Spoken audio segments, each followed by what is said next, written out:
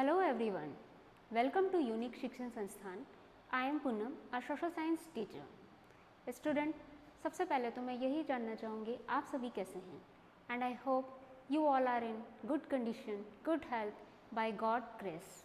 We all know that we are going to a very difficult time due to spread of corona virus और कोविड-19। But student, हम precautions से इस virus से बच सकते हैं, और वो प्रिकॉशंस क्या हैं आप सभी जानते हैं, बट एक बार मैं उनको रिपीट करना चाहूँगी। First, when ever you go outside use mask, और बहुत अच्छा है अगर मास्क आपका होममेड हो। Second one, while sneezing and coughing use handkerchief और टिश्यू पेपर। उस टिश्यू पेपर को आप वापस यूज़ मत कीजिए। Third one is that wash your hands regularly for 20 seconds, use sanitizer or soap. And fourth one is that keep social distancing, or we can say that maintain a social distancing which is most important. आपको social distancing बना के रखनी है, at least वो distance आपका 1 metre का होना चाहिए। तो ये तो स्टूडेंट्स अपने प्रिकॉशंस थे जो कि हमें इस टाइम पे यूज़ करने हैं। अब है आपका इस टाइम को हम कैसे स्पेंड करें। हम अपने फेवरेट वर्क तो कर ही रहे हैं इस टाइम को स्पेंड करने के लिए, बट स्टूडेंट होने के नाते आप अपनी नॉलेज को कम मत कीजिए। हमें हमेशा हर हालात में अपनी नॉलेज को बरकरार रखनी है, because we all know that knowledge is a very powerful weapon which can change the world. अब नॉलेज ही एक वो फ्रेंड है, एक वो अपना साथी है जो हमारा साथ कभी नहीं छोड़ता। आपके फ्रेंड्स, आपके रिलेटिव्स एक दिन सब आपका साथ छोड़ जाएंगे, but knowledge never.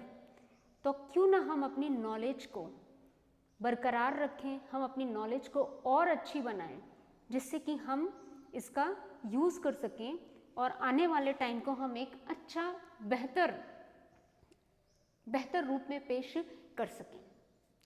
For that, I am going to take a social science topic, और आप सभी जानते हैं सोशल साइंस को हमने 3 पार्ट में डिवाइड कर रखा है, हिस्ट्री, पॉलिटिक्स, ज्योग्राफी। तो मैं आपको ज्योग्राफी से एक टॉपिक पढ़ाने जा रही हूँ जो है आपका रिसोर्स। तो आज हम रिसोर्स के बारे में पढ़ेंगे। सबसे पहले तो मैं यहाँ आपको इसकी मीनिंग बता देती हूँ। रिसोर्स का मतलब होता है संसाधन। संसाधन क्या है? What are resources? अब आपके माइंड में यही आएगा। तो स्टूडेंट, रिसोर्सेज मतलब मैं आपको ये एग्जांपल से बताना चाहूँगी। फॉर एग्जांपल, इस बोर्ड पे मुझे लिखने की ज़रूरत है। अब लिखने की ज़रूरत के लिए मुझे कोई वस्तु चाहिए, कोई थिंग चाहिए जिससे मैं लिख सकूँ। तो इस नीड को सेटिस्फाई किसने किया? मार्कर ने। तो it means that marker is a resource. तो जो भी आपकी नीड होती है और वो नीड हमारी जिससे पूरी हो जाती है, वही आपका रिसोर्स बन जाता है। आपको अपने एनवायरनमेंट में, अपने सराउंडिंग्स में जो भी चीज़ें दिख रही हैं वो सारी ही रिसोर्स हैं। क्यों? क्योंकि वो आपकी नीड को पूरा कर रही हैं। तो इट मीन्स, इसकी डेफिनेशन हो गई, anything which you see in your environment, anything which you see in environment and which satisfy or fulfill your need, which satisfy or fulfill your need। Your need means यहाँ पर आप human being भी समझ सकते हैं। Which satisfy need of human being, that is called resource. That is called resource. फिर से आप देख सकते हैं, anything which you see in environment and which satisfy your need, that is called resource. मनुष्य की जो भी नीड जिस वस्तु से सेटिस्फाई हो रही है, जिस वस्तु से पूरी हो रही है, वही है आपका क्या है? रिसोर्स। तो ये तो हमारी इसकी डेफिनेशन हो गई, कि रिसोर्स होते क्या हैं। अब हम देखेंगे कि इस टॉपिक में हम और क्या क्या टॉपिक इंक्लूड करेंगे। तो इसमें हम इंक्लूड करेंगे वी स्टेपिंग इन। इसका मतलब है हम क्या क्या टॉपिक इसमें इंक्लूड करने जा रहे हैं। तो फर्स्ट तो मैंने आपको बता ही दिया है रिसोर्स की डेफिनेशन, रिसोर्स का मीनिंग। अब नेक्स्ट हम लेंगे इसमें वैल्यू ऑफ रिसोर्स। सेकंड हम इसमें लेंगे type of resource. Type of resource आपका इम्पॉर्टेंट भी है और एक लंबा कॉन्सेप्ट है ये, टाइप ऑफ रिसोर्स। थर्ड आ जाएगा आपका रिसोर्स कंजर्वेशन। ये आपका छोटा ही टॉपिक रहेगा, डेफिनेशन और एग्जाम्पल के थ्रू आप इसको समझ लेंगे। एंड फोर्थ वन आपका रहेगा सस्टेनेबल डेवलपमेंट। सस्टेनेबल डेवलपमेंट भी आपका एक शॉर्ट टॉपिक है, एग्जाम्पल और डेफिनेशन के थ्रू आप इसको समझ जाएंगे सस्टेनेबल डेवलपमेंट को। तो इसमें हम रिसोर्स चैप्टर में हम ये चीज़ें इंक्लूड करेंगे, value of resource, type of resource, resource conservation and sustainable development. We are going this topic one by one. तो सबसे पहले हम वैल्यू ऑफ रिसोर्स पढ़ेंगे। रिसोर्स मैं आपको बता चुकी हूँ कि रिसोर्स क्या होते हैं। Anything which you see in environment which can satisfy your need, that is called resource. Example land, air, water etc. तो वैल्यू ऑफ रिसोर्स अब पढ़ने जा रहे हैं हम। वैल्यू ऑफ रिसोर्स क्या होते हैं। वैल्यू से आपको समझ आ गया होगा, वैल्यू मीन्स होती है कीमत, संसाधन की कीमत क्या है। तो the worth of an object is known as the value of resource. Simple definition है, जो ऑब्जेक्ट की वर्थ होती है मीन्स उसकी जो योग्यता है वही उसकी कीमत बन जाती है। हमें यहाँ ध्यान रखने योग्य जो बात है वो ये है कि जो वैल्यू होती है वो टाइम टू टाइम चेंज हो जाती है। मीन्स रिसोर्स की value time to time change हो सकती है। तो ये तो हो गया आपका वैल्यू ऑफ रिसोर्स। अब हम नेक्स्ट टॉपिक लेंगे जो कि आपका इम्पॉर्टेंट कॉन्सेप्ट है, वो है आपका टाइप ऑफ रिसोर्स। अब इसमें देखिए टाइप ऑफ रिसोर्स में हम 3 टाइप्स ऑफ रिसोर्स पढ़ेंगे। There are 3 main type of resource and these are, first one is natural resources.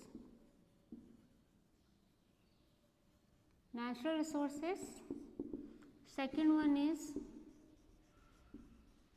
Human made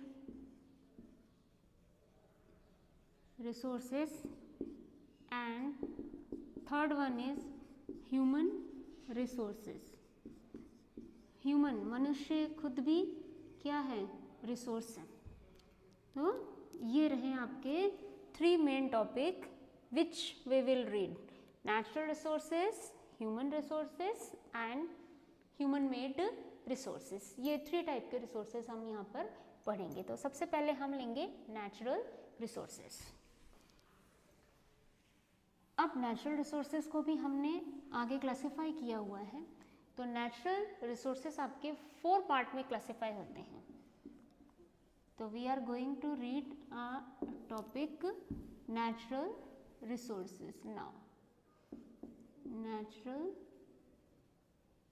resources, तो I have already told you ये भी 4 part में बटा हुआ है।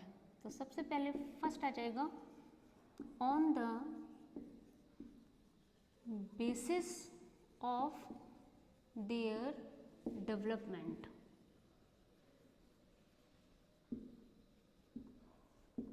मीन्स डेवलपमेंट के आधार पे हमने इनको दो पार्ट में डिवाइड किया है।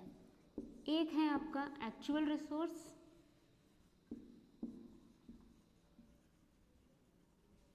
और सेकंड है आपका पोटेंशियल रिसोर्स।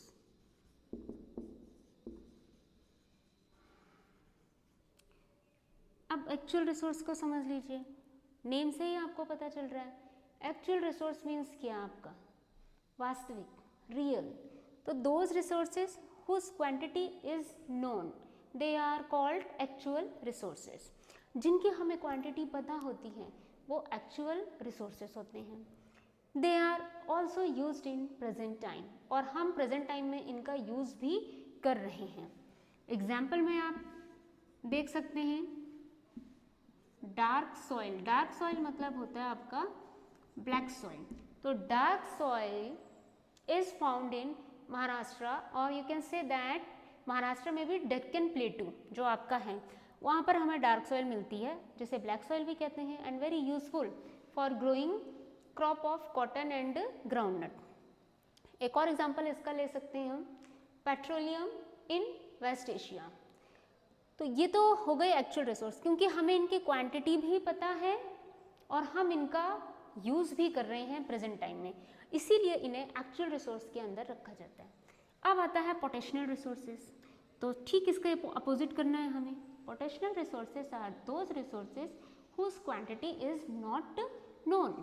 एक तो हमें इनकी क्वांटिटी पता नहीं है, second they are not used at present time but may be we can use in future.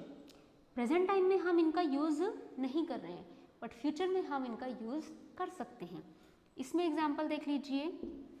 Example आप लिख सकते हैं इसमें uranium. Uranium found in Ladakh. Ladakh में यूरेनियम के भंडार हैं, बट एट प्रेजेंट टाइम में वो कितने हैं और हम उनका यूज़ भी नहीं कर पा रहे हैं। तो ये एक्चुअल रिसोर्सेज हो गए, ये पोटेंशियल रिसोर्सेज हो गए। Actual resources those resources whose quantity is known and they are used at present time. Potential resources those quantity whose disturb करती हूँ उनको। Potential resource whose quantity is not known and they are not used at present time but may be used in future। अब हम next इसमें लेंगे natural resource में हमारा जो सेकंड पार्ट चलेगा आपका, वो आ जाएगा आपका ऑन द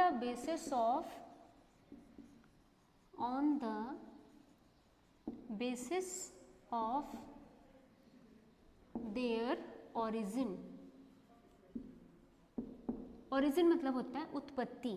तो उत्पत्ति के आधार पर हम फिर से दो पार्ट में डिवाइड कर रहे हैं, और वो हैं आपके बायोटिक रिसोर्सेस और सेकंड है अबायोटिक रिसोर्सेस।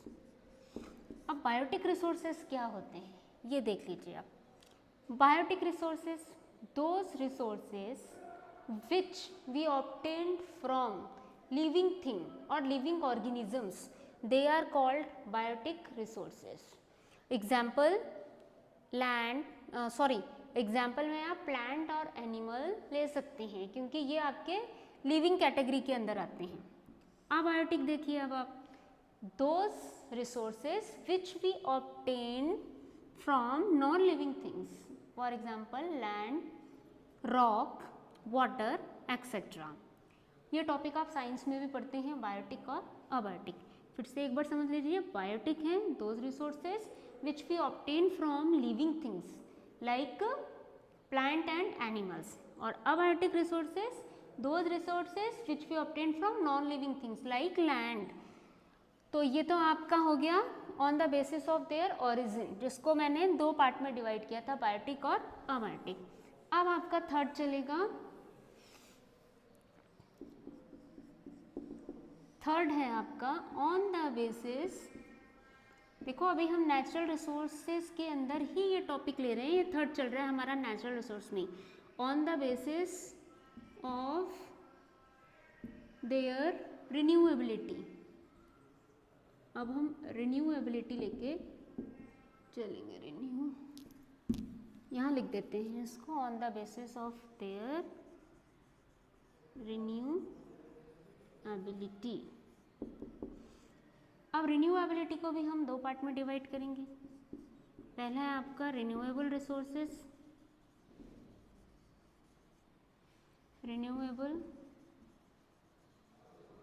रिसोर्सेस, और सेकंड है नॉन रिन्यूएबल रिसोर्सेस। अब रिन्यूएबल रिसोर्सेज समझ लीजिए, ये टॉपिक भी आप साइंस में पढ़ चुके हैं, रिन्यूएबल रिसोर्सेज और non renewable resources. Renewable resources क्या होते हैं? Those resources which can be replenished और रिन्यूड। ऐसे रिसोर्सेज जो आपके रिन्यूड हो जाते हैं, ये आपके रिन्यूएबल रिसोर्सेज की कैटेगरी में आते हैं। They are eco friendly, means pollution free होते हैं। ये आपके हैं सनलाइट, एयर, वाटर, और इनका अनलिमिटेड स्टॉक है हमारे पास। फिर से ये समझ लीजिए, those resources which can B renewed very quickly, very fast, they are renewable resources.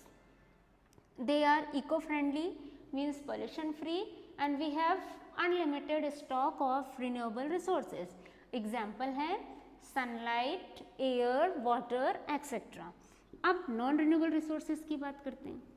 Non renewable resources are those resources which cannot be renewed or replenished very fast. They took, और you can say that इनको बनने में millions of year लगते हैं। They take million of years for renewing, to renewed या to replenish.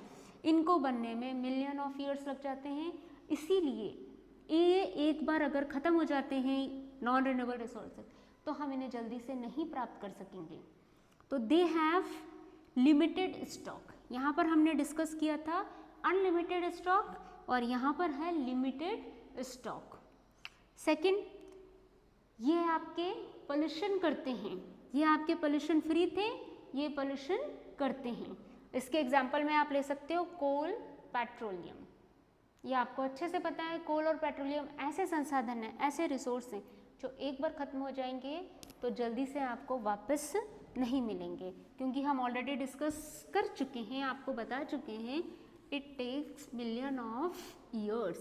अब हमारा इसमें बचता है, तो अब हमारा फोर्थ नेचुरल रिसोर्स के अंदर अब हम पढ़ेंगे फोर्थ पार्ट। तो फोर्थ पार्ट में क्या था अपना, ऑन द बेसिस ऑफ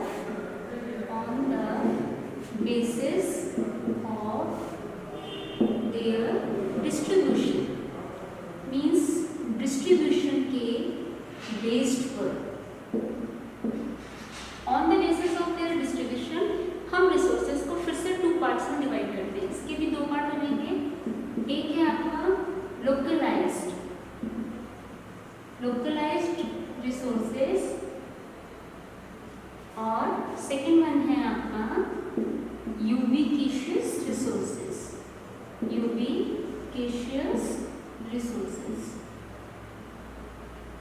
देख लीजिए, on the basis of there distribution I have divided in two parts. First is localized resources and second is ubiquitous resources.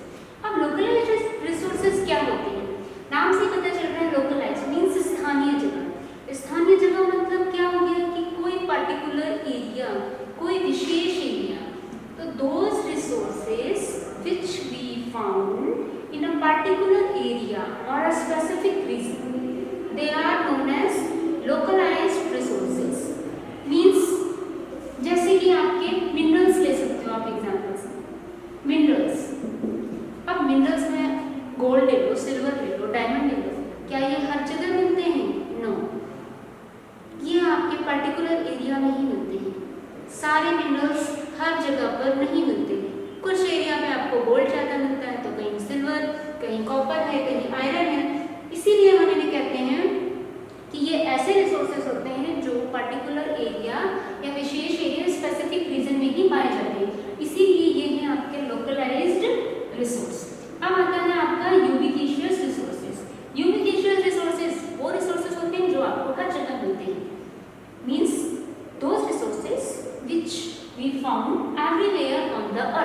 अब एयर है, आप अर्थ के किसी भी कोने में चले जाइए आपको एयर मिलेगी, इसीलिए ये आपकी एयर जो है वो यूबिक्विशियस रिसोर्सेज की कैटेगरी में आता है। एक बार अगर आपको कंफ्यूजन है तो फिर से देख लीजिए। Localised resources, those resources which are found in a particular area or a specific region, they are known as localized resources. Examples: mineral. Ubiquitous resources are those resources which are found everywhere on the earth. For example, air. तो ये तो हमारे थे natural resources जिनको हमने 4 part में divide किया। First था आपका on the basis of their development, जिसको मैंने आपका एक्चुअल रिसोर्स और पोटेंशियल रिसोर्सेज में डिवाइड किया था। सेकेंड हमारा था on the basis of their origin, जिसको बायोटिक और अबायोटिक में डिवाइड किया था। थर्ड था हमारा on the basis of their renewability, जिसको मैंने रिन्यूएबल रिसोर्सेज और नॉन रिन्यूएबल रिसोर्सेज में डिवाइड किया था। और फोर्थ था हमारा on the basis of their distribution, जिसको हमने लोकलाइज्ड रिसोर्सेज और यूबिक्विशियस रिसोर्सेज में डिवाइड किया था। तो ये तो आपके हो गए नेचुरल रिसोर्सेज। अब हम लेंगे आपका टॉपिक ह्यूमन मेड रिसोर्सेज और ह्यूमन रिसोर्सेज। तो आप देखिए ह्यूमन मेड रिसोर्सेज, तो अब है हमारा human made resources. Human made resources क्या होते हैं? नाम से ही आपको पता चल गया, वो रिसोर्सेज जो ह्यूमन बीइंग खुद बनाते हैं। Means those resources which are made by human, they are known as human made resources. Example आप ले सकते हैं, रोड है, ब्रिज है, बिल्डिंग्स हैं, so many things which are made by human. तो ये सारे की सारे आपके ह्यूमन मेड रिसोर्सेज के अंदर आ जाते हैं। अब आपका थर्ड जो आता है वो है ह्यूमन रिसोर्स, है ना। ये बहुत ही इंटरेस्टिंग बात कि ह्यूमन एक खुद भी वो क्या है, एक रिसोर्स है। अब ह्यूमन रिसोर्स कैसे है ये समझ लीजिए। When human being use their knowledge, skill, labour to utilise resource, that time ही कन्वर्ट इनटू हिमसेल्फ रिसोर्स। जब मनुष्य अपनी नॉलेज, स्किल और अपनी लेबर को यूज करके किसी रिसोर्स को यूटिलाइज करता है तो वो खुद किस में कन्वर्ट हो जाता है, रिसोर्स में बन जाता है। ह्यूमन रिसोर्स मतलब आपका हो गया मानव संसाधन। तो हम खुद भी एक क्या है आपके रिसोर्स, क्योंकि हम में ही वो पावर है। हमारी ही नॉलेज की वजह से आज हमने कई वस्तुओं का निर्माण किया है, अपनी नीड को हमने सेटिस्फाई किया है रिसोर्स के माध्यम से। मतलब हम निर्मित करते जा रहे हैं और हम अपनी नीड को सेटिस्फाई कर रहे हैं। कुछ जो चीजें हैं वो हम डायरेक्टली नेचर से ले लेते हैं। तो ये आपके टाइप ऑफ रिसोर्स में 3 टाइप ऑफ रिसोर्स कंप्लीट होते हैं, जिसमें आपने natural resources, human made resources और ह्यूमन रिसोर्सेज पढ़े। अब हमारा नेक्स्ट टॉपिक आता है रिसोर्स कंजर्वेशन का। मीन्स हमें संसाधन को सुरक्षित कैसे रखना है। रिसोर्स कंजर्वेशन में आप देखिए, रिसोर्सेज को हमें बहुत ही जुडिशली और इकोनॉमिकली यूज करना है, जिससे कि हम उसे लॉन्ग लास्ट यूज कर सकें, जल्दी से वो खत्म ना हो। तो to use resources judiciously, judiciously मतलब होता है उचित तरीके से, सही से, properly. To use resources judiciously and economically. Economically means हम इन्हें प्रॉपरली अगर रिसोर्सेज को यूज करें, इज नोन एज, ये आप बुक में आप बुक की डेफिनेशन भी दे सकते हैं, उसके अकॉर्डिंग भी लर्न कर सकते हैं, पर हम बुक की लैंग्वेज की जगह अपनी खुद की लैंग्वेज हमें बनानी चाहिए, जिससे हमें लर्न करने में इजी हो जाता है। तो to use resources judiciously and economically is known as resource conservation, resource conservation, so that they do not not exhausted.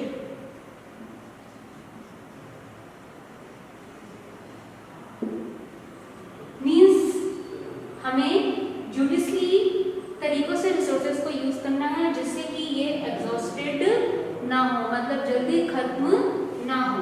तो ये तो अपना रिसोर्स कंजर्वेशन हो गया। इसमें मैं आपको एग्जांपल देना चाहूँगी, पेट्रोल का ले लो या पेट्रोलियम बोल सकते हैं। हमें पता है पेट्रोलियम एक फॉसिल फ्यूल होता है। ये कैसे बनता है? ये डेड वेजिटेशन, डेड प्लांट्स कह सकते हो, डेड एनिमल्स के मैटर से बनता है और इसको बनने में मिलियंस ईयर लग जाते हैं। तो इन केस अगर आपका पेट्रोलियम खत्म हो जाए तो आप जरा सोचिए क्या इफेक्ट होगा।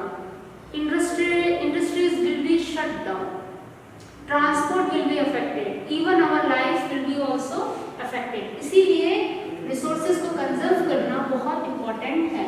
अब हम नेक्स्ट टॉपिक लेंगे इसमें सस्टेनेबल डेवलपमेंट।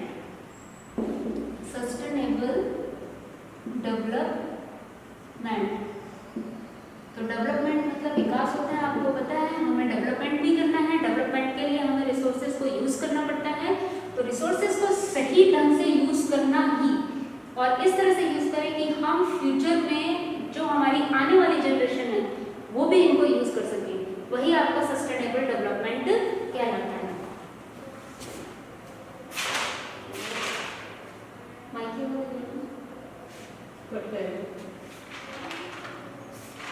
अब कितना रहेगा? बस पता नहीं, बैलेंस का यूज होता है।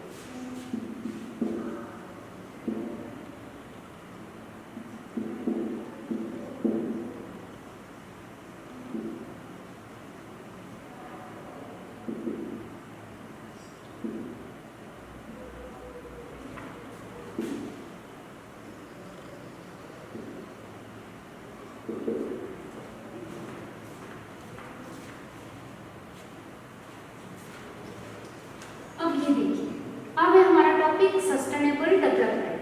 सस्टेनेबल डेवलपमेंट क्या है? डेवलपमेंट आपको पता है विकास से संबंधित है। तो विकास तो हमें अपना करना ही है, और विकास करने के लिए हमें क्या चाहिए होते हैं? रिसोर्सेज। तो रिसोर्सेज को हमें ऐसे यूज करना है कि वो ओवर एक्सप्लॉइट ना हो, ओवर यूज ना हो, अननेसेसरी उनका यूज ना किया जाए। तो यहाँ पर आ जाएगा सस्टेनेबल डेवलपमेंट में, when we balance the use of resources with their availability and conserve them for future generation। means जब हम resources को यूज करते हैं उनकी अवेलेबिलिटी के अकॉर्डिंगली, मतलब उनकी जो उपलब्धता है उसको ध्यान में रखते हुए जब हम उसका यूज करते हैं और उन्हें कंजर्व भी करते हैं, किसके लिए? For future generation. तो उसको कहते हैं sustainable development.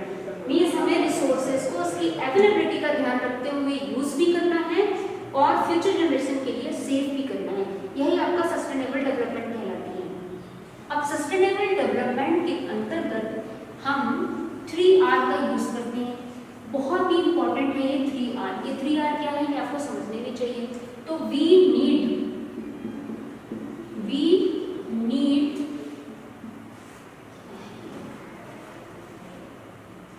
for sustainable development, we need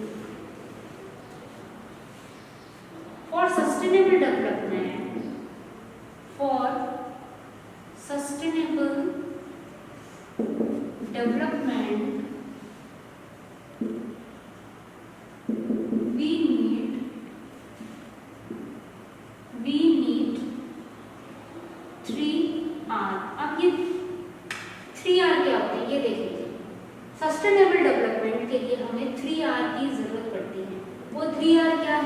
ये आप यहाँ समझ लीजिए। फर्स्ट आर होता है आपका रिड्यूस कंजप्शन। कंजप्शन मतलब होता है खपत उपभोग। तो फर्स्ट आर में आ गया आपका रिड्यूस कंजप्शन, सेकेंड आर में आ जाएगा आपका रीसाइकल और थर्ड आर में आ जाएगा आपका reuse. Means reduce consumption of product, recycle of product और रीयूज ऑफ प्रोडक्ट। आप जो भी रिसोर्सेज को यूज कर रहे हो कोशिश करें कि हमने कम से कम यूज करें।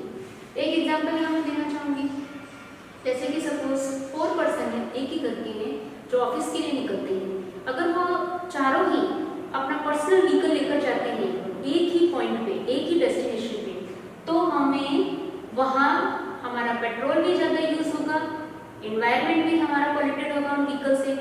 तो बेस्ट मेथड है कि हम क्यों ना एक व्हीकल को यूज कर लें, कार, जिसे हम कार पूलिंग कहते हैं, हम कार पूलिंग यूज कर सकते हैं। मीन्स हम शेयर कर सकते हैं, एक व्हीकल में हम चारों ही पर्सन जा सकते हैं कंफर्टेबली। दूसरा मेथड है हम पब्लिक ट्रांसपोर्ट का भी यूज कर सकते हैं, इससे पोल्यूशन भी कम होगा और पेट्रोल भी कम लगेगी। नेक्स्ट होता है रिसाइकल ऑफ प्रोडक्ट। जैसे आपके ऐसी जो वस्तुएं हैं जिन्हें हम वापस यूज में ले सकते हैं रिसाइकल करके, जैसे पेपर्स होते हैं, मैगजीन्स हैं, न्यूज़पेपर हैं, हम इन्हें रिसाइकलिंग के थ्रू वापस इनका इस्तेमाल कर सकते हैं। तो रिसाइकल ऑफ प्रोडक्ट भी बहुत इंपॉर्टेंट है। और लास्ट है आपका रीयूज। रीयूज होता है एक ही चीज को बार बार यूज करना।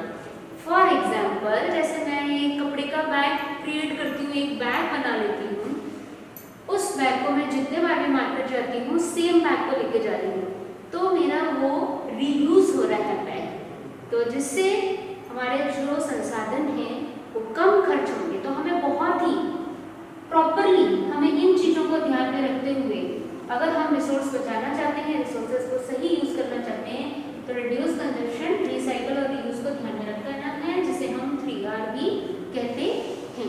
तो स्टूडेंट आज का अपना रिसोर्स का टॉपिक यहीं खत्म होता है। Thanks for watching video and listening to me and I hope आपको बहुत कुछ समझ आ गया होगा।